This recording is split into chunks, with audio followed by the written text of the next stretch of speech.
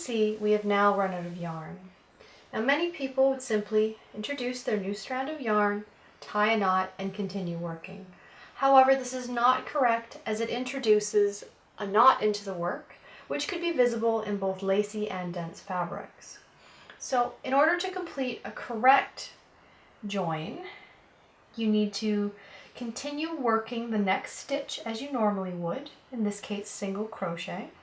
So you're going to yarn over and pull up a loop. Once you have your last loops on your hook before you complete the stitch, you want to introduce the new yarn, yarn over on your hook, and then pull it through these 2 loops. And that will complete your stitch.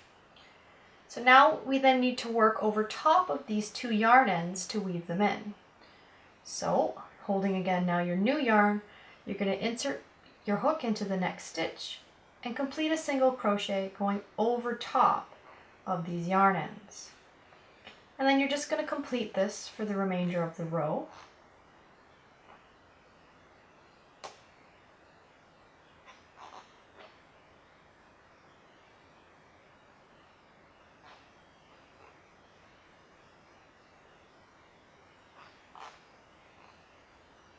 So as you can see, we have in fact woven in the yarn ends simply by working the stitches over top of them. So it saves you a little bit of time later. Now I'm going to trim these ends.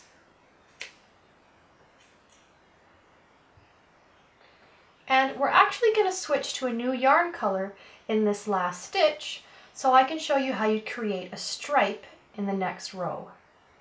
Okay, so in order to do that, we're just going to insert the hook in the next stitch and pull up a loop like we just did, and now we're going to introduce that new yarn color.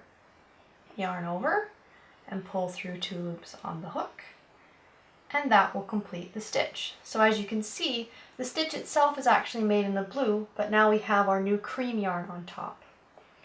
So we're going to turn the work, and then we are going to chain 1 to get the height of the next row. Now I'm not planning on working with the blue now, so I can actually trim this, remove it, and now I'm going to be working over top of these yarn ends. So we're going to do our first single crochet, and we're going to do our second single crochet. Actually here it looks like I need to trim these a little bit more, so why don't we do that so they're not distracting. There we go.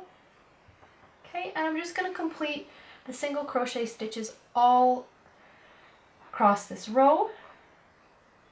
Once again, going over top of these ends.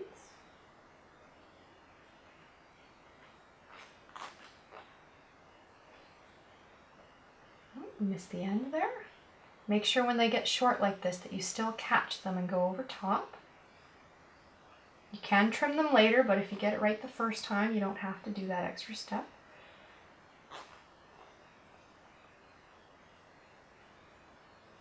Okay.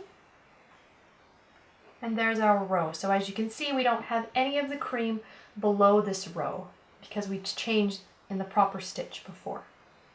Just going to trim this little end off here.